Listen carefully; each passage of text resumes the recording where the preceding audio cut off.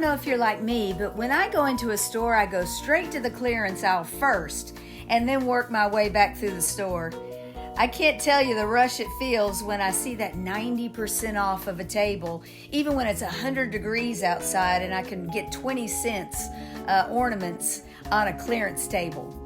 It's fun even to go to Dollar General and penny shop and get 50 items for 50 cents.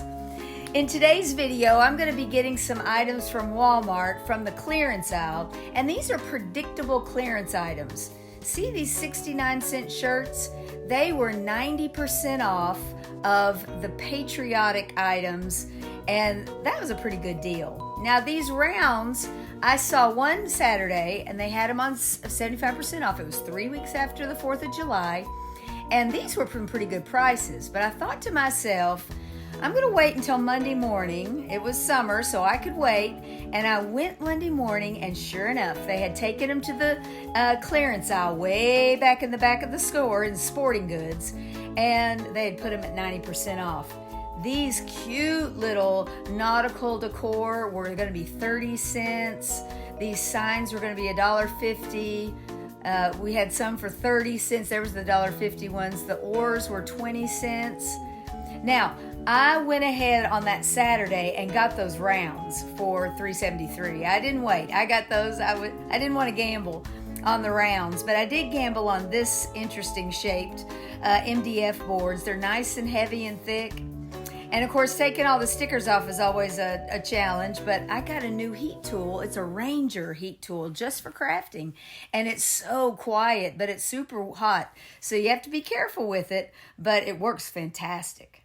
Of course, the bow had 20,000 staples in it. I had to go and get my nipper to get all the staples out of it, but you know, little persistence. And I bought several of these rounds and some of the Stars and Stripes MDF boards. So we're going to do a transformation on these two today. And after I kind of prep them, I'm going to take them outside, and I'm going to go ahead and give all of this, the colorful side, a spray with that just black primer. This is a Rust-Oleum black flat primer. And I still have several of these if I want to use them for the patriotic, the cute signs that they were. But I'm going to be doing a craft on the other side. So that's going to be my back now. And I'm going to be crafting on this side where the hanger is. And we're going to be putting our bows on the hanger so you won't be able to see it. It's a good place to hook the bow. Okay, now I want to keep my edges. I covered up all those edges because obviously this is a, just an MDF board with the black paint, and I want to keep it black. So I'm just painting off the sign, and I'm going to end up giving it 2 coats of this plaster colored Waverly chalk paint. There's that, and then we're going to do the same thing here. And I guess I could, take the saw and cut off that little top part. But you're going to see I'm going to use those little star tips to my advantage in just a minute. All right. Now, last year I bought this little garden flag from the Dollar General for $1. And I'm going to be using these IOD stamps. This is the sunflower stamp that I already had in my, stash of stamps because I have a problem with IOD. I have to have IOD stamps on a regular basis. I just love them. And you're going to see why here in just a minute. These stamps are fabulous. Now, one of my favorite inks is this potting soil from Ranger as well. I get those at Michael's. Hobby Lobby has them as well. But I usually have some kind of, I'm in the loyalty program there in Michael's. And so they always have sales and deals for the loyalty members. Now watch this. Oh my goodness, that sunflower, and this is one of the small ones. Okay, there's a big one. This is a 2-sheet stamp set, and these are the small ones, and they're just gorgeous. And of course, when I stamp, I want to hold my hand still and move my fingers over every little bit of this stamp, just to make sure that I get it all transferred onto my project. And of course, it's got chalk paint on it, so that's a great medium to transfer with. Look at that humongous one.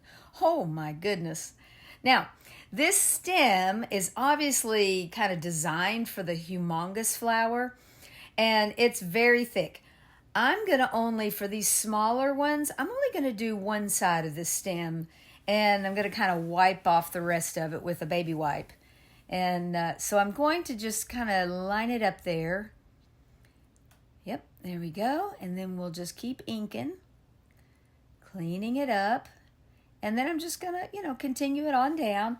I'm going to do the same thing on the other side, and then I'll piece it together. It doesn't have to be perfect. It's supposed to be kind of interpretive, but it's still, these stamps are so well designed. They, flipped it around so it'd be a little bit different than the other side. Yep, I missed a little bit. Sometimes even if even if I don't, I accidentally miss a little bit, I can kind of just go back on top. There we go. We're going to fix that little piece right there. No problem. All right, so I went ahead and put a few leaves on. Now, I wanted to show you how to make something look like it's in the background. And all these stamps come with masks. That's what that kind of gray thing is. And I've set it on top of the ones I want to be up in front. And then I put this other kind of half petal, half head on. And this is going to look, when I pull up the masks, see, there's a little ink on that. I'll just wipe that off. And so that little head kind of going off the side of my board looks like it's in the background. And that's how you get them to not kind of overlap. All right, now I'm going to cut out this image of this little pumpkin stack. But I want to use the whole thing. I want to get all that orange I can. So I'm going to use my seam ripper. And I'm just going to, get out the edge. I don't have to do all 4 seams because I'm going to cut off, 3 sides of this. And I tried to use those fancy scissors that came with one set I got from Ross. I don't know how fancy they are, but it looked like a good idea. But no, I'm just better off with the old school kind of scissors, the smaller detailed scissors. So I just worked my way around this.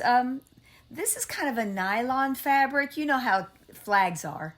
They're that nylon, and I've had a lot of luck. I use garden flags a lot for art. For like decoupage, I put paper in quotes. It's not paper. It's like a nylon fabric. But with the fabric Mod Podge, it looks fantastic. And you'll see, you won't even be able to tell. My daughter came in and saw it, and she was like, she was kind of oohing and ahhing over the pumpkins. And I was wanting to show her, look at the stamps, because I wanted her to see those cool stamps. And she was like, did you paint this? I said, no, it's a flag.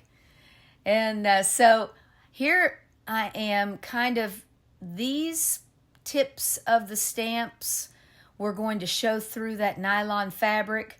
So I just took a pencil and marked it, and I'm just going to paint over it so that I get a nice transfer with the fabric. So see those little tips of the petals there are not going to show through that white pumpkin on top, and all the way down. Even on the orange, you could kind of still see that faint little bit of stem. So I just painted it back on top of it with the plaster chalk paint. All right, now fabric Mod Podge is very thick and it dries very shiny. It's got a very glossy finish. So I'm putting the fabric Mod Podge, it's not a science. I'm gonna paint over all of it with my super matte Mod Podge. So it's okay. If you wanted a glossy finish, you could go over the whole thing with this fabric Mod Podge. It might be glossier than the gloss Mod Podge. It's pretty shiny. But I was wanting a matte, so you could see, did you see that little shine as I laid it back down? So I just kind of swirled over the whole thing. Now you're going to see in a minute when I do the round, I took it outside after I stamped it, and I sprayed it with my Rust-Oleum Matte Clear. So I'll show you that in just a few minutes when I do my round. This raffia bow that I tea-dyed or coffee-dyed, I used it in a patriotic video earlier in June, and I have flipped that over and done a 2-sided project there. So it's in my living room it's in my dining room right now on the other side. And I took the bow off because it didn't need it. So I'm going to use the bow here, and I'm kind of hooking the raffia on those little star tips. And then, securing it with a zip tie to the hanger. And there we go. So you can see the hanger maybe just a little bit. But that raffia bow just kind of complements that potting soil ink. And the little tie up there on the flag at the top of that white pumpkin kind of looks like that raffia a little bit, I thought. So I just love the way it looks. And that tag was part of the design on the flag. Okay, now let's do the round. This is the Wreath Builder stamp. It's a one-sheet stamp from IOD, and it has all these sections of circular patterns that go beautifully on rounds, all different shapes. So they have all different sizes, so I just kind of picked one that I thought would go well with my stencil that I'm going to use here. This is a pack I ordered from Amazon. You get 9 stencils for $10, which is great because, of course, stencils I'm going to wash and I can use over and over and over, which is great. Okay, now the ink this time I got at the Dollar Tree in the Crafter Square. You recognize that. I'm going to use the black. It does a beautiful job. And I'm just going to kind of line it up. I keep one hand still, and then I make sure my finger goes over every bit of the stamp so that it transfers. There we go. And I'm going to do that 3 more times to make my circle. I'm just going to ink it up again and keep on going. This is such a neat stamp set. There we go. Now, on the pumpkin one I just made, I left the stamps just in their inked, monotone inked form. This one I'm going to take and I'm going to, there I am, Rust-Oleum. I'm going to be painting over this ink with my acrylic paints. I was able to get outside on, I think this was Sunday, right before Hurricane Debbie hit. We got lots of rain, actually got 2 days off of school. We had to delay school start till today. The kids started. We had a great day.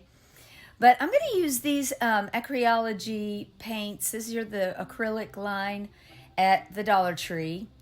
And you can see these are the colors I'm going to be using on my stencil and then on the stamp. And I'm going to start off with my stencil. And so I'm kind of mixing that yellow color. Did you notice that's the one that's named Pumpkin in this Acryology? Now in Waverly, in the chalk paint, Pumpkin is a true orange, but the one that is the orange color over there is just called orange. And I listed those colors in my description box if you want to look at those again. So I'm just kind of doing an extra little bit of orange there on the pumpkin. And I did a little mixture of all the colors, including the antique wax. That's the brown, was the Waverly wax in antique. And that's what this is right here. It works beautifully with a little bit of water. And so that was just the acrylic paint with just a little bit of water. I always paint in or dab in my bridges. I don't like stencil bridges. So just like I'm a dabber when I stencil, I dab in the bridges, and you can't tell. I think I love it. Okay, now, do you see how half of that has been painted and the top part there is just stamped? I started painting, and then we called my mom and dad, and so while we talked to my mom and dad on the phone, I couldn't film because I was on the phone. So I did one side of the painting, and I just kind of mixed the greens. I mixed in a lot of water. It's about half paint, half water, so it's kind of a watercolor technique. And then I took that antique wax, that little bit of brown over there, and watered it down, and then just ran it right down the middle on top of the greens. Give it kind of that vine look. And I just love the way the painted stamp, the painted ink, look at that. I just love the way that looks. You can make it any colors you want. It's kind of like making your own coloring book. And then I just put some burlap. I cut some burlap out and just a little grosgrain ribbon. I love burlap and grosgrain and raffia and all these good things for fall. Fall's so fun to craft for. And so I love the way this turned out. Now, this one was on clearance for $3.73, so I feel like that's the high dollar one. Okay, now I was in Hobby Lobby, and of course, here's another predictable clearance. The graduation stuff is 90% off right now. It's always going to be, especially stuff with dates. Hobby Lobby, Walmart, Target, they're all going to, slash the price to 90% when they can't, when it's obviously a particular year or a particular event, and they want to clear their shelves, right? So they're going to go, they're going to go to a crazy clearance. You might not get the pick of the litter, like those rounds. I had to pay 75% because I was afraid. I didn't want to take the gamble that they wouldn't be there on Monday morning. Okay, now I'm using my cool new Ranger heat tool to get rid of the embellishments of the camera, the little top part. One of them was a little feisty, so I put a wet washcloth on it there, and water always works with this MDF. Now I had this can of that cheap spray paint from Walmart, the black. They have black and white, and so I was using that on the tops. But then I decided I want to make these kind of farmhouse looking, and that design was still kind of there. So I had this Adirondack white. This is the folk art chalk paint, and it was almost finished. So it is super thick. You know how chalk paint gets when you get down to the bottom of a jar. And so I was painting off of the edges again because I'm going to leave the back and the sides black, and I'm going to make the design on it from this mold from Hobby Lobby. And this one, it's, I'll have it in this description box. It's like Sunshine Friends, Farm Friends, or something like that. And it's supposed to be for chocolates and cookie molds and whatnot. But I use them for my Model Magic. And Model Magic, if you use, that's 1 ounce. I wanted to show you what 1 ounce looks like. And then I was doing a project and I had a little bit of white left over. So I did the truck and the tractor, and then I couldn't finish it because these are so deep, these candy molds. They're a lot deeper than my other molds. So I got out another 1 ounce package. It was yellow, but that's okay. We're going to paint them. Look at that little goat and the truck, and then look at this barn. Beautiful. Love it. Okay, now Titebond is my glue of choice when I'm using molds. It does a beautiful job. When I used to use wood glue, I had to use some painter's tape to make sure it didn't shift on me while it dried. But this Titebond, it does what it says. It's not going to go anywhere. It almost is as quick as hot glue, but it's not going to. If it heats up, it's not going to let go. It does do what it says. It's pretty cool. And these are so thick. I love it. Look at the little lamb, the little sheep. So cute. Such a cute mold. So I like to just paint my Titebond on so I get it right up to the edges. I don't have any cracks and crevices, but if I do get a little raised area, I'll just fill it in with chalk paint. And if it's too much, then I'll add a little baking soda to my chalk paint just to fill in the cracks.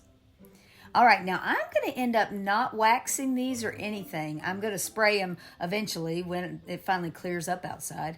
But there we go. I'm just going to paint these white with that Adirondack white. And then I'm going to put some stamps. I'm going to use my Clickable Stamps and a transfer sheet from the Dollar Tree, which they have pretty regularly. All right, now here's my Clickable Stamps. I linked one set from Amazon. They didn't have the lowercase, but they had the uppercase. But I got all of mine from Michael's, and like you could see right there, they had their stamps and inks for 50% off, and they do that every once in a while. So that's what my suggestion would be, is to watch out for those stamps and stencils at Michael's, Joann's, Hobby Lobby. Unless I really need something specific, I don't pay full price ever, and I know you probably don't either.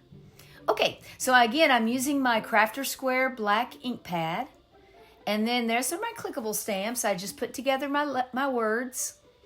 They come with a little spacer. Actually, they come with a couple of spacers, and I think there's 2 A's, 2 E's. It's a nice set. And so I have both the uppercase and the lowercase. So I'm kind of doing a little mixture of both. We'll get those stamps on. I put it on, and then I rock a little, not enough to where the sides are going to touch, and I make sure to press down in the middle. That's what you got to watch out for. Now, this transfer set has been around for, 3, 4, 5 years. You know, it's been coming back over and over again, but it's such a cool set. I love to use these words just in little places, you know, tags. I put them on book pages, you know, when I'm doing my book stacks. It goes on the pages beautifully. And then you can open the pages. You can, you know, they will kind of cut apart, but then come right back together. This is a really neat set. So I'm just kind of pairing one of the words from the transfer set with 1 or 2 words, a little phrase or a word from my Clickables, Harvest Happiness. I think I had flannel family on the lamb one, even though we don't wear a lot of flannel. My husband is hot-natured. It doesn't get that hot down here usually. There we go. Gather, I'm not sure what that says. We'll see it in the reveal in just a second. Yep, and you just use your transfer stick. You could use a credit card. You could use a paper clip. You could use, you know, a quarter to transfer those on.